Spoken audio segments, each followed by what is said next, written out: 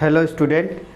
अब हम लोग देखते हैं अपने स्टीम टरबाइन का next topic, compounding of steam turbine. Clear है?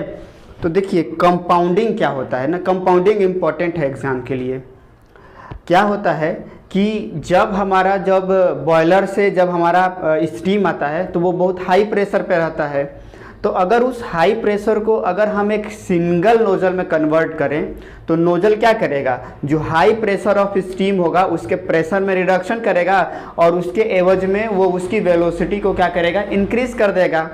तो इसमें एक प्रैक्टिकल प्रॉब्लम ये आती है कि क्योंकि स्टीम को तो ऑलरेडी बहुत हाई प्रेशर पे रहता है और अगर उसको हम सिंगल नोजल में पास केवल करेंगे, केवल सिंगल नोजल के हेल्प से अगर हम उसके वेलोसिटी को इंक्रीज करने की कोशिश करेंगे तो स्टीम की वेलोसिटी बहुत ज़्यादा हो जाती है। और जब उस हाई वेलोसिटी स्टीम को अगर हम रोटर के ऊपर में चलाते हैं तो उसका जो रोटेशन स्पीड है वो जो प्रैक्टिकल लिमिट है उससे बहुत ज़्यादा हाई हो जाता है, जिसके कारण उसके फेल होने के चांसेस बढ़ जाएंगे। मतलब अगर मेरी कैपेसिटी है कि मैं रोटेट कर सकता है वो ब्लेड, मान लीजिए कि 3000 किलो आरपीएम पर सेकेंड, और जो वेलोसिटी अवेलेबल है उसको रोटेट करने के लिए, तो वो वेलोसिटी के कारण वो मान लीजिए कि 10,000 तक वो रोटेट कर सकता है। तो ऑब्वियसली उसकी कैपेसिटी ओनली 3000 है और वो 10,000 तक रोटेट करने की कैपेसिटी अगर उसके मतलब उस स्टीम के पास ऐसी कैपेसिटी है तो अल्टीमेटली हमारे ब्लेड को क्या करेगा, वो इरोड करने की कोशिश करेगा।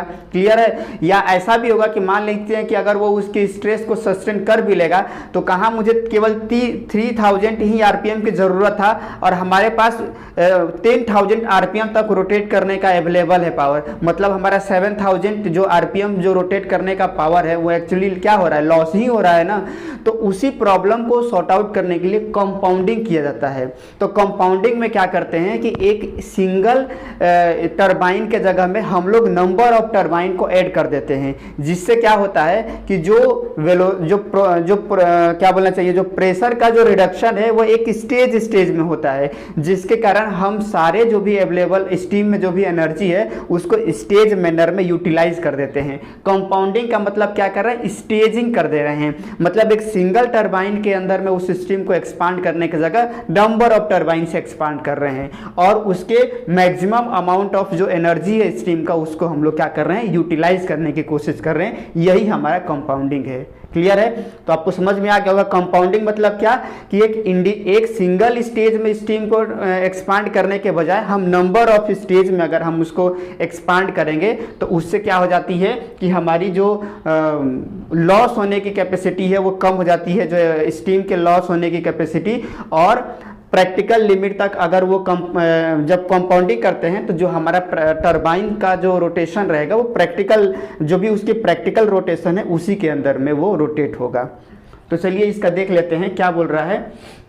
In a single set of nozzle and moving blade, the total drop in pressure from boiler to condenser take place in a single nozzle which give very high rotation speed। मतलब कि अगर एक सिंगल नोजल है और एक single moving blade है और वो सिंगल नोजल से डायरेक्ट अगर हम बॉयलर से स्टीम लाते हैं और अगर हम उसके प्रेशर को रिड्यूस करेंगे तो उसमें बहुत हाई वेलोसिटी, स्टीम की बहुत हाई वेलोसिटी ऑब्टेन होगी। और जब हम उसको ब्लेड के ऊपर इंपिंच कराएंगे तो वो अराउंड 15,000 से लेकर 20,000 आरपीएम तक वो ब्लेड को रोटेट करने की उसके पास कैपेसिटी रहेगा।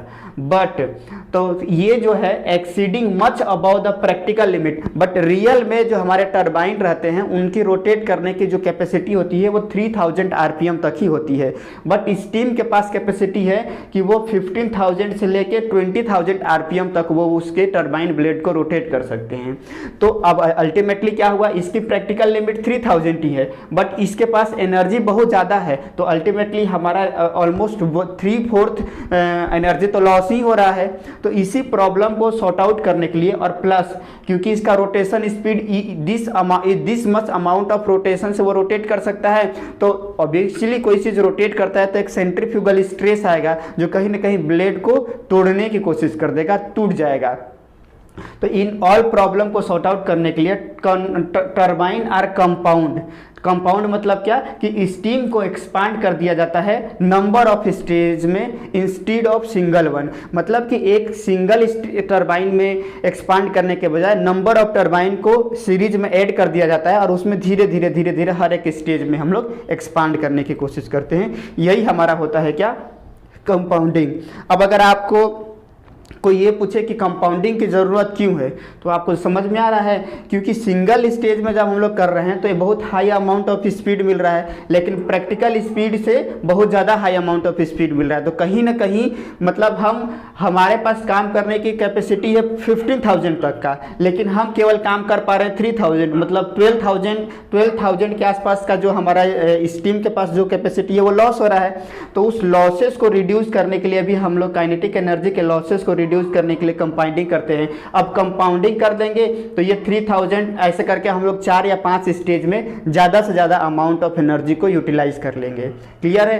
प्लस बहुत हाई स्पीड में अगर हम रोटेट करेंगे ब्लेड को तो उसमें बहुत very high centrifugal stress generate होता है जो ब्लेड को मतलब कि डैमेज कर सकता है। तो उसको हम लोग को मिनिमाइज करने के लिए या पूरी तरीके से रिड्यूस करने के लिए भी हमें कंपाउंडिंग करना पड़ता है।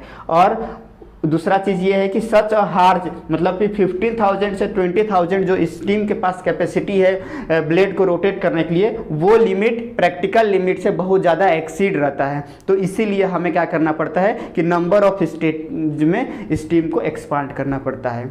तो अब हम लोग देखते हैं कि मेथड ऑफ कंपाउंडिंग। तो 2 तरीके से कंपाउंडिंग किया जाता है, एक होता है प्रेशर कंपाउंडिंग मेथड और दूसरा होता है वेलोसिटी कंपाउंडिंग मेथड। कभी कभी प्रेशर कंपाउंडिंग मेथड को रैटियो स्टेजिंग के भी नाम से जाना जाता है, वेयर एज वेलोसिटी कंपाउंडिंग को कर्टिस स्टेजिंग के नाम से जाना जाता है। तो ये वाला नाम याद रखिएगा कि प्रेशर का रैटिज ये एक्चुअली साइंटिस्ट का नाम है, उसके नाम पे ये पड़ा है। तो रैटिस स्टेजिंग के नाम से जाना जाता है और वेलोसिटी कंपाउंडिंग को कर्टिस स्टेजिंग के नाम से जाना जाता है। तो सबसे पहले हम लोग प्रेशर कंपाउंडिंग पढ़ते हैं, देन उसके बाद नेक्स्ट स्लाइड में वेलोसिटी कंपाउंडिंग देखेंगे। तो देखिए प्रेशर कंपाउंडिंग में हम लोग क्या कर रहे हैं कि नंबर ऑफ सीरीज ऑफ हमारा इम्पल्स टरबाइन लगा रहे हैं। इम्पल्स टरबाइन किससे किससे मिलकर बना रहता था, नोजल और मूविंग ब्लेड। तो यहाँ पे हमने क्या किया है कि 3, मतलब दिखाने के लिए वैसे बहुत सारे लगे रहेंगे सीरीज में, बट यहाँ पे हमने तीन ये एक इम्पल्स टरबाइन हो गया, ये एक इम्पल्स टरबाइन हो गया और ये एक तीसरा इम्पल्स टरबाइन हो गया। मतलब एक नोजल उसके साथ मूविंग ब्लेड, फिर उसके बाद उसी के साथ सीरीज में नोजल मूविंग ब्लेड, उसके बाद फिर तीसरा वाला impulse turbine nozzle moving blade. अब इसमें हम लोग क्या कर रहे हैं कि इनलेट में जो प्रेशर आया तो ऑब्वियसली नोजल में क्या हो जाएगा, हमारा प्रेशर का रिडक्शन होगा। और लेकिन इम्पल्स टरबाइन में आपको ये याद आ रहा है कि जो मूविंग ब्लेड में है वो प्रेशर का रिडक्शन नहीं हो रहा था, तो प्रेशर यहाँ पे कांस्टेंट है। तो अब ये पहला स्टेज कंप्लीट हो गया। अब दूसरे स्टेज में जो बचा हुआ प्रेशर रहेगा देन उसको फिर फर्दर एक्सपांड करेंगे। तो फिर यहाँ नोजल में प्रेशर का एक्सपांशन हो रहा है, देन मूविंग ब्लेड में फिर भी कांस्टेंट हो रहा है, देन नोजल में अब यहाँ पे देखिए पहले यहाँ था, अब वो इतना प्रेशर रिड्यूस हो गया। अब यहाँ से हम लोग यहाँ पे प्रेशर को मतलब कि थर्ड वाले नोजल में यहाँ से लेके यहाँ तक प्रेशर को रिड्यूस कर रहे हैं। तो इस तरीके से हम लोग क्या कर दिए, प्रेशर कंपाउंडिंग कर दिए। मतलब कि एक सिंगल नोजल और मूविंग ब्लेड में एक्सपांड करने के बजाय हम लोग नंबर ऑफ स्टेजिंग में कर दिए ताकि हम उसके ज़्यादा से ज़्यादा अमाउंट ऑफ एनर्जी को यूटिलाइज कर सकते हैं। और ये वेलोसिटी डायग्राम तो आपको पता ही है कि नोजल में वेलोसिटी बढ़ेगा, मूविंग ब्लेड में उसको यूटिलाइज करेगा, देन नोजल में फिर बढ़ेगा, यूटिलाइज करेगा, नोजल में बढ़ेगा, फिर ये यूटिलाइज करेगा। क्लियर है। तो यही होता है हमारा कंपाउंडिंग। तो हम लोग देख लेते हैं कि कंपाउंडिंग को कैसे किया जाता है। तो it is done by arranging number of simple impulse turbine in a series on a same shaft. Single impulse turbine क्या होता है कि नोजल और मूविंग ब्लेड से मिलकर बना हुआ रहता है। तो इसीलिए हमने सीरीज में 3 यहाँ पे अलग अलग इम्पल्स टरबाइन को सीरीज में हमने ऐड कर दिया है। And each stage contain a set of fix nozzle and moving blade. और ईच ऐड क्या कर रहा है, मतलब पहला impulse turbine nozzle moving blade को कंटेन किया है, दूसरा वाला भी नोजल मूविंग ब्लेड, तीसरा वाला नोजल एंड मूविंग ब्लेड।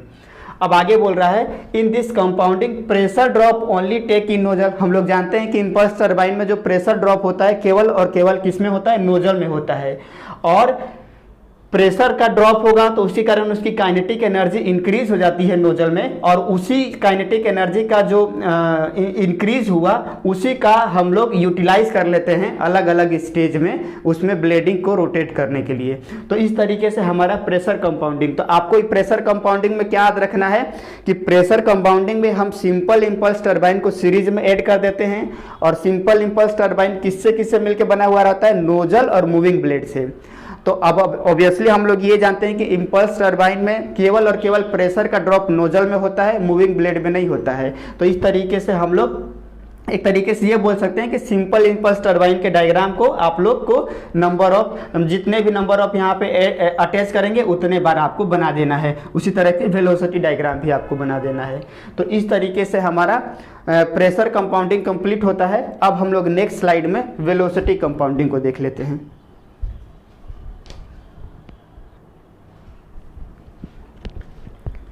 चलिए, सो हम लोग नेक्स्ट जो पहला तो हमने प्रेशर जो कंपाउंडिंग है उसको डिस्कस कर लिए।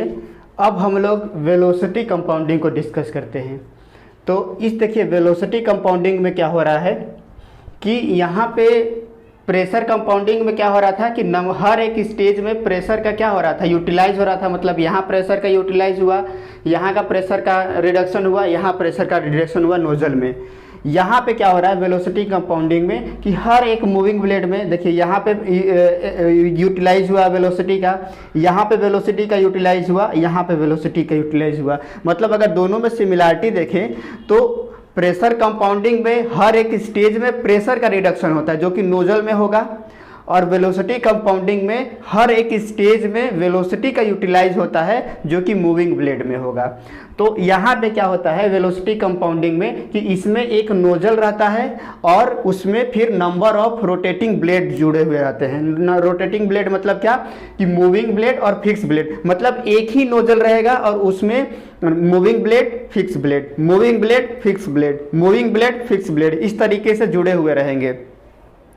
और पूरा जो प्रेशर का ड्रॉप होगा वेलोसिटी कंपाउंडिंग में वो केवल और केवल प्रेशर नोजल में होगा। उसके बाद थ्रू आउट जो है यहाँ पे कांस्टेंट रहेगा। बस एक बार जो प्रेशर का जो ड्रॉप हो जाएगा तो वो पूरा काइनेटिक एनर्जी में कन्वर्ट हो जाएगा। अब उसी काइनेटिक एनर्जी को हम लोग थोड़ा हर एक स्टेज में यूटिलाइज करेंगे। ठीक है, अब देखिए नोजल होगा, नोजल में पूरी तरीके से प्रेशर का ड्रॉप हो गया। अब वो आगे चलेगा मूविंग ब्लेड में, तो जो प्रेशर का जैसे ही ड्रॉप होगा तो उसकी वेलोसिटी बढ़ जाएगी। तो मूविंग ब्लेड में उसके सम अमाउंट ऑफ एनर्जी को हमने क्या किया, कंटेन कर लिए। उसके बाद लगा रहेगा फिक्स ब्लेड। फिक्स ब्लेड क्या करेगा कि मूविंग ब्लेड से जो भी हमारा स्टीम निकलेगा उसको डायरेक्ट करेगा नेक्स्ट लेवल मूविंग ब्लेड में जाने के लिए। मतलब कि स्टीम को एक पैसेज प्रोवाइड करेगा दूसरे वाले मूविंग ब्लेड में जाने के लिए। तो ऑब्वियसली फिक्स ब्लेड केवल एक पैसेज प्रोवाइड कर रहा है, तो वहां पे किसी तरीके से वेलोसिटी का यूटिलाइज होगा नहीं। तो वहां पे आप देखेंगे तो यहाँ पे वेलोसिटी हॉरिजॉन्टल है। मतलब मैं यहाँ पे अगर डिस्कस करूं तो यहाँ पे हम लिख सकते हैं कि v2 = v3 के बराबर है। क्लियर है। देन जब ये एक बार पैसेज प्रोवाइड कर देगा, जैसे कि यहाँ पे मान लीजिए नोजल आया, तो इस तरीके से मान लीजिए ये मूविंग ब्लेड है जिसको कि हमने रोटेट करके एनर्जी को ऑब्टेन किया। उसके बाद फिक्स ब्लेड क्या करेगा, यहाँ से जो भी स्टीम आया उसको एक पैसेज प्रोवाइड करेगा कि वो स्मूथली जो है वो दूसरे वाले जो ब्लेड में है बिना किसी लॉस का आराम से यहाँ से आया, इसको ये रोटेट करने में काम आया। फिर इसके बाद ये सेफली यहाँ से इंटर कर जाएगा, फिर दूसरे नंबर ऑफ मूविंग ब्लेड में, दूसरे नंबर ऑफ मूविंग ब्लेड में जाएगा। इसको भी ये क्या करेगा, ये से रोटेट करेगा। क्लियर है।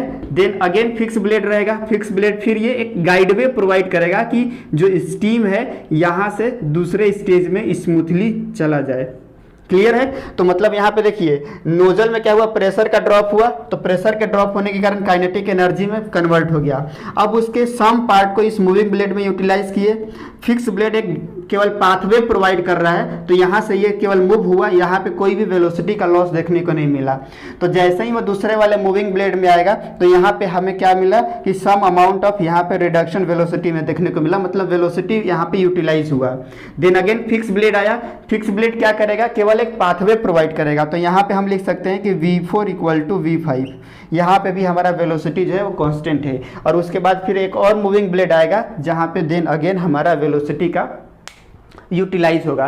तो इस तरीके से हमने स्टीम के जो कंपाउंडिंग है वो पोर्शन को कंप्लीट किया कि कंपाउंडिंग होता क्या है कि एक सिंगल सेट में एक सिंगल स्टेज में स्टीम को एक्सपांड करने के बजाय नंबर ऑफ स्टेज में, मतलब आप उसका स्टेजिंग कर दो तो वो कंपाउंडिंग कहलाता है, जो कि दो तरह के कर सकते हैं। पहला हमने देखा प्रेशर कंपाउंडिंग के बारे में कि जिसमें हम एक सिंगल जो इम्पल्स टरबाइन होता है उसी के नंबर ऑफ इम्पल्स टरबाइन को सीरीज में ऐड कर दें, और उसका फिर हमने डायग्राम देखा। और दूसरा हम लोग कर सकते हैं कि वेलोसिटी कंपाउंड जिसमें एक सिंगल नोजल रखें और उसमें फिर नंबर ऑफ मूविंग ब्लेड और फिक्स ब्लेड लग दें। नोजल में वेलोसिटी का प्रेशर का रिडक्शन होगा कि और वो वेलोसिटी का इंक्रीज होगा काइनेटिक एनर्जी का, मूविंग ब्लेड उसको यूटिलाइज करेगा और फिक्स ब्लेड जो है वो एक केवल पाथवे प्रोवाइड करेगा नेक्स्ट स्टेज के लिए। तो इस तरीके से हमारा कंपाउंडिंग वाला पोर्शन कंप्लीट होता है। नेक्स्ट क्लास में हमारा जो बचा हुआ एक या दो टॉपिक है स्टीम टरबाइन में उसको कवर करेंगे, देन आगे फिर हम लोग कंडेंसर में मूव करेंगे। ठीक है, थैंक यू।